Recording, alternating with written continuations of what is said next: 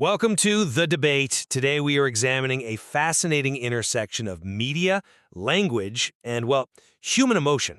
Imagine for a moment that you have waited weeks for a highly anticipated Boys Love or BL series to finally release.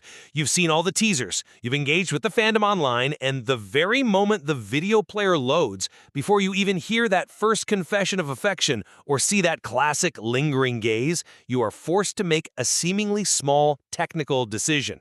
And it's a choice that will fundamentally alter your entire emotional experience of the narrative. Subtitles or dubbing? Yeah, it really is the ultimate fork in the road for international viewers, isn't it? Because it dictates exactly how you will process, every single heartbeat of the story from that second forward. Exactly. We are exploring the profound impact of these two viewing formats on the emotional experience of watching BL media. The central question we must answer today is this: does the original voice acting and language serve as the irreplaceable soul of a BL story, or does hearing characters speak in a viewer's native language create a deeper, more intimate emotional connection? From my perspective, representing the sub-purist approach, I argue that subtitles are absolutely essential. They are really the only way to preserve the cultural authenticity, the intricate linguistic nuances, and the original emotional performances that, frankly, define the very core of BL media. Right. In my contrasting position, representing the dub advocate perspective, is that dubbing removes critical cognitive barriers. It allows for a direct, immediate emotional immersion and an uninterrupted focus on the crucial visual storytelling that this entire genre inherently relies upon. Let's dive right into the mechanics of what we are actually consuming when we sit down to watch these shows. From my vantage point, we first have to recognize the sheer artistry happening in Japanese, Thai, Korean, and Chinese BL productions. In these industries, voice acting isn't just reciting lines while hitting your marks on the floor. It is a highly specialized performance art. The original actors on set and then later in the recording booths, they meticulously adjust their pitch, their breathing patterns, and their tone to reflect these deeply complex, evolving dynamics between the characters. I don't think anyone is denying the undeniable talent of the original cast. But the question is really how that talent translates to a foreign audience. Choices actually are when establishing character archetypes. You might have a dominant character who consistently speaks with a very low, highly controlled cadence, right? Something that projects stability or power, or maybe emotional walls. Conversely, a shy or hesitant character might deliberately allow their voice to crack ever so slightly during a moment of intense vulnerability. These incredibly subtle vocal nuances are precisely what define the emotional rhythm of the relationship on screen. When a dub track completely replaces that original vocal performance, something completely foundational is lost. The source material actually provides a really brilliant analogy for this. Replacing the original voice performance with a dub turns the authentic, original composition into a mere cover song. But it lacks the genuine originating soul of the creator's vision. I see that, but I come at it from a very different way. While I completely respect the artistry of the original actors, and I'll admit the cover song analogy is clever, we have to ask ourselves what the ultimate goal of romantic storytelling actually is. Like, what are we here for? Ultimately, it is about how quickly and how deeply a viewer emotionally processes a scene. When we talk about subtitles, we aren't just talking about text. We are talking about introducing a massive cognitive hurdle. A cognitive hurdle? That feels a bit strong for just reading text on a screen. But think about what your brain is literally doing in that moment. You are asking your brain to read text, translate that text into conceptual meaning, and then map that meaning onto the visual and auditory inputs that are happening simultaneously. That is an enormous amount of mental processing. Dubbing removes that cognitive hurdle of reading entirely. It allows the brain to process emotion instantly without a translation step or a built-in psychological delay. I see why you think that, but let me give you a slightly different perspective on what that so-called barrier actually represents in the text. Go for it. I want to build a structured argument around the concept of linguistic intimacy, which I believe is entirely shattered by dubbing. Asian languages possess built-in social signals that English, quite frankly, is structurally incapable of replicating. Let's look at the specific evidence from Japanese and Thai BL traditions, because anyone who has engaged with this material knows exactly what I'm talking about here. In Japanese, honorifics serve as a meticulous linguistic roadmap of a relationship. Terms like san, kun, senpai, or sama, they don't just mean Mr. or upperclassman. No, they don't. Right, they subtly but firmly establish the social hierarchy and the precise emotional distance between two people. They do map the distance. Yes, I agree with that. And that distance is absolutely everything in a slow burn romance. In the context of a BL, a moment when a character finally drops the honorific and uses only a first name or shifts from polite speech to casual speech is not just a dialogue choice. It is a massive, earth-shattering emotional milestone for the audience. The characters could be standing 6 feet apart, not even touching, but that linguistic shift hits the audience like a physical embrace. It is a great trope. I'll definitely give you that. And the exact same mechanism operates in Thai BL with the usage of pi and nong, which reflect age hierarchy, deep-seated cultural respect, and a growing sense of closeness or even possession. These small linguistic changes function as the very architecture of the romance itself. When you watch an English dub, this entire roadmap is just erased. It is universally replaced with the word you. The subtlety is entirely annihilated. Without subtitles providing the direct translation of the original language's structure, the characters may still look like they are falling in love, but the foundational linguistic milestones of intimacy are completely lost in translation. I'm sorry, but I just don't buy that. Let me tell you why. I will readily acknowledge that the loss of specific honorifics like senpai or para is an unfortunate sacrifice of translation. It is. But true intimacy in storytelling is not a grammar lesson. It is conveyed through direct emotional pathways. I think you are elevating linguistic technicalities over the immediacy of actual emotional understanding. It's not a technicality, though. It's the cultural reality of how these specific characters would actually express affection. But does the viewer feel it? That's the question. Yes, the English word you lacks the hierarchical precision of Japanese honorifics, but skilled voice actors, and let's be clear, dubbing studios have gotten incredibly good at this, convey that exact same shift in intimacy through their delivery. They compensate for the lack of honorifics with a softening of the voice, a change in pacing, a sudden breathless quality when they say the person's name. The immediacy of understanding the dialogue instantly without having to cognitively decode the cultural weight of an honorific while reading text vastly outweighs the loss of those specific terms. But you're asking the dub actor to invent a vocal cue to replace a structural reality of the original script. That's fundamentally altering the text. I'm asking them to localize the emotion. Think about the physical reality of hearing a whispered confession. When that whisper is delivered in your native language, it triggers a visceral, immediate emotional response. The auditory processing centers of your brain react instantaneously to the tone and the familiar vocabulary. Reading text at the bottom of a screen, no matter how beautifully translated, simply cannot replicate that biological, immediate emotional resonance. If a viewer is spending mental energy remembering the age dynamics implied by the word nong, they are momentarily pulled out of the raw, romantic tension of the scene. The distance between the screen and the viewer's heart is shortened drastically when the barrier of active reading is removed. Dubbing prioritizes the emotional truth of the moment over the literal linguistic mechanics. But understanding those mechanics is what makes the emotional truth so earned. And that brings me to a crucial pivot regarding how these stories are actually absorbed visually, because BL storytelling is inherently profoundly visual. The source material notes the absolute importance of subtle micro-moments. We all know these scenes. A slow glance across a crowded room, a subtle blush creeping up a character's neck, the microscopic softening of a character's eyes when they finally realize they are in love. These are incredibly fleeting visual cues. If your eyes are darting down to the bottom of the screen to read subtitles, you are physically missing these critical moments. You don't miss them if you're used to reading subtitles, though. The brain adapts to take in the whole picture. The brain adapts, sure, but the eyes still physically have to move. You are looking at text while the actor is acting. Dubs keep the viewer's gaze fully, uninterruptedly locked on the characters' faces. In a genre that is practically built around longing stares, accidental hand brushes, and silent, simmering emotional tension, keeping your eyes on the actors isn't just a preference, it is a prerequisite for experiencing the full romantic atmosphere.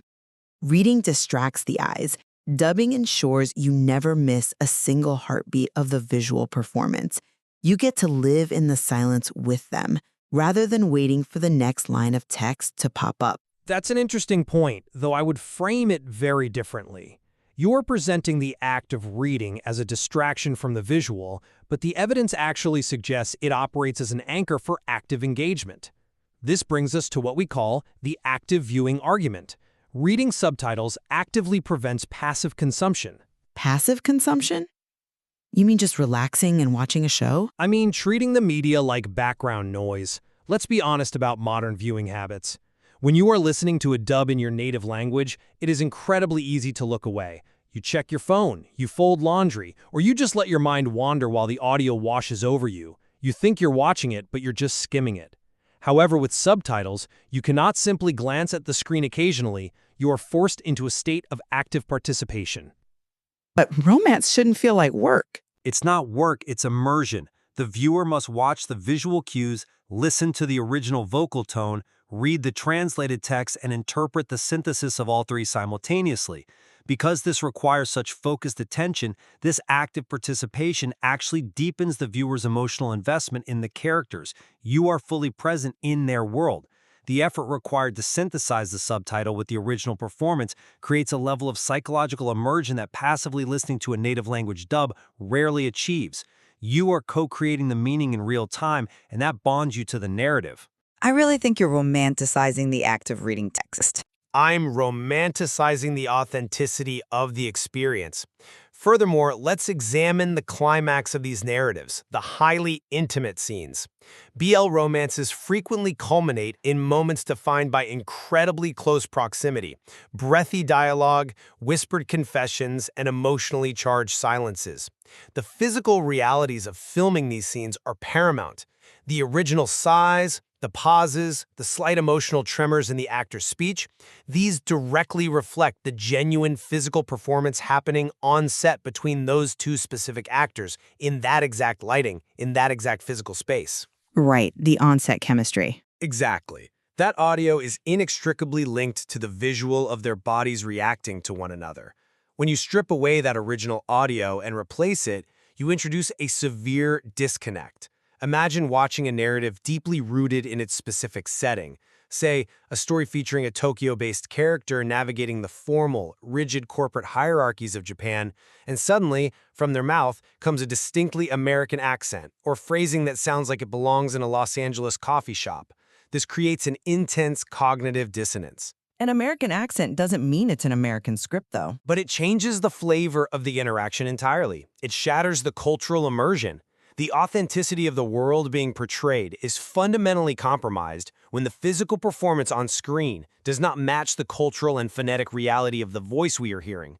It pulls me right out of the fantasy because I am suddenly acutely aware that I am watching a manufactured product rather than observing a real relationship unfold. That's a compelling argument. But have you considered the flip side of that intensity? In those highly intimate, emotionally charged moments you just described, the big confessions, the climactic scenes fans wait all season for, being freed from the distraction of reading is precisely what allows the viewer to be completely, overwhelmingly absorbed. When the tension is at its absolute peak, the very last thing you want is to be reading text at the bottom of the screen. You want to feel it. You want to look directly into the character's eyes. But you're feeling a simulation of the original moment. You're feeling the emotion of the moment. And regarding your point about cognitive dissonance and the Los Angeles coffee shop vibe, I think you are vastly underestimating the artistry of modern localization. We have to talk about localized chemistry. Skilled local voice actors do not simply read a direct, sterile, Google-translated script into a microphone. They adapt the material. They adapt the humor, the slang, and the pacing to resonate specifically with their audience. But doesn't that inherently change the original work? It translates the impact of the work. If a Thai character makes a pun that relies entirely on a Thai homophone, a direct subtitle translation will just leave an English-speaking viewer confused. They might read a translator's note at the top of the screen explaining the joke, but they aren't going to actually laugh. A skilled localization team will rewrite that joke so that the English dub actor can deliver a line that actually gets a laugh, preserving the lighthearted, teasing chemistry of that specific scene. Occasionally, this reinterpretation creates a unique, localized chemistry between the characters that might differ slightly from the original performance, but is incredibly potent in its own right. The dub does not just translate the story, it reimagines it for a new cultural context, making the emotional beats hit with maximum impact for that specific demographic. Reimagining is fine for adaptations, but when we are watching a specific piece of media from a specific culture, we should want to engage with it on its own terms. But even more importantly than localized chemistry, we absolutely must address accessibility. Your active viewing argument completely ignores the reality that subtitles present massive, sometimes entirely insurmountable barriers for a significant portion of the audience. Well, accessibility is a separate issue from artistic intent, though. It's the same issue if it determines whether someone can experience the art at all. For viewers with dyslexia, visual impairments, or other processing difficulties, subtitles are not an engaging tool that enforces reverence. They are a strict barrier to entry. Furthermore, the modern viewing experience often involves multitasking, whether we like it or not. Many fans within the BL community enjoy engaging with the material while drawing fan art, knitting, or simply relaxing after a long day, without wanting to maintain the rigid posture of active screen reading. Dubs remove these barriers entirely. For these viewers, dubbing is not a mere preference for native language intimacy over cultural authenticity. It is the fundamental mechanism that allows them to access, enjoy, and comfortably engage with the genre. I'm not convinced by that line of reasoning, because it conflates making a show accessible with preserving the director's actual artistic intent. I hear you on accessibility, absolutely. The fact that dubs exist so that more people can enjoy these stories is an unequivocal good. But when we are analyzing the media to evaluate the purest transmission of the narrative's emotional core, the original language remains the definitive text. Purity is a tricky concept when art is meant to be felt. But we return to the premise that the original performance is the original composition. Even the most skilled localization, the most brilliant localized chemistry that manages to perfectly adapt a pun, it is still a reinterpretation. It is a filter placed over the creator's original vision. When a viewer desires to understand the authentic, emotional rhythm intended by the director and the original cast, including those culturally specific pauses, the breath work, and the untranslatable social dynamics embedded in the native language, subtitles offer the only uncompromised pathway to that truth. Uncompromised is a strong word when you're constantly looking away from the actor's eyes to read words at the bottom of a screen. The ultimate truth of a romance isn't found in a perfectly translated honorific or a culturally accurate pause. It's found in the spark of connection. It's found in the visceral reaction to a spoken word, the uninterrupted observation of two people falling in love. If a dub allows a viewer to feel that connection more deeply, more immediately, and more immersively, without the cognitive tax of reading, then it has successfully delivered the emotional truth of the BL genre. And isn't that why we watch? To feel something real? We watch to feel something real, yes, but we also watch to experience perspectives and cultures outside our own. We've explored vast and complex territory today, and it's clear this isn't a simple binary choice. To summarize my position, subtitles offer indispensable cultural authenticity. They preserve vital linguistic nuances, like honorifics, that map the trajectory of intimacy in a way English simply cannot. And they provide direct access to the original, highly specialized vocal performances that define the physical reality of the scene. For the sub-purist, this is the only way to genuinely experience the creator's unfiltered vision. And to summarize my stance, dubbing provides crucial accessibility, which cannot be overstated. Beyond that, it offers unparalleled emotional immediacy by removing the translation barrier, allowing the brain to process feelings instantly. Most importantly, it allows for the uninterrupted visual storytelling that is absolutely necessary for total romantic immersion in a genre built on longing looks and subtle microexpressions. For the dub advocate, hearing the story in a native language creates the most profound, visceral connection. Yet there is a fascinating point of convergence in our analysis that the source material points out. We are seeing the rise of what is known as the hybrid viewing strategy, adopted by many modern fans. It's quite brilliant, really. Viewers will watch a series first with subtitles. They do this to absorb the cultural context, the linguistic nuance, and to honor the original performances. Then they will deliberately rewatch that exact same series using the dub. Exactly. Once they know the plot and the cultural context, the second viewing allows them to shift their focus entirely to the visual acting, the localized chemistry, and the immediate emotional immersion. It gives them the best of both worlds. It really does. This dual viewing experience is a testament to the depth and rewatchability of the genre. It allows fans to appreciate both the authentic original composition and the culturally reimagined cover song. And this strategy is becoming increasingly relevant. Streaming platforms are currently rapidly expanding their multilingual dubbing options. Series that once only existed in subtitled formats for years are now receiving high-quality dubs in multiple languages within weeks, sometimes days, of their initial release. This rapid expansion definitively proves the global reach and the massive growing popularity of the BL genre. It also prompts us to reflect on the future of how we consume international media. Will dubbing fundamentally reshape the emotional tone of international fandom, creating localized pockets of chemistry? Or will subtitles remain the gold standard for those seeking unvarnished authenticity? In the end, I think it proves that the magic of this media isn't strictly defined by the technical format of subtitles or dubbing. It is defined by the connection between the characters and the powerful universal emotions that connection sparks in the audience, regardless of how the words reach their brain. Well said. Whether viewers seek the raw authenticity of original voices or the native language intimacy of a dub, both methods successfully highlight entirely different yet equally vital aspects of what makes BL so compelling. We invite you, the listener, to reflect on your own preferences. Are you a sub purist, a dub advocate, or perhaps a hybrid viewer?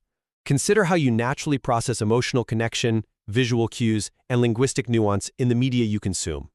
There is vast complexity in how we experience romance on screen, and always more to explore. Thank you for joining us. Thanks so much for watching. If you enjoyed the video, please consider liking, commenting, and subscribing. It really helps the channel grow. See you in the next one.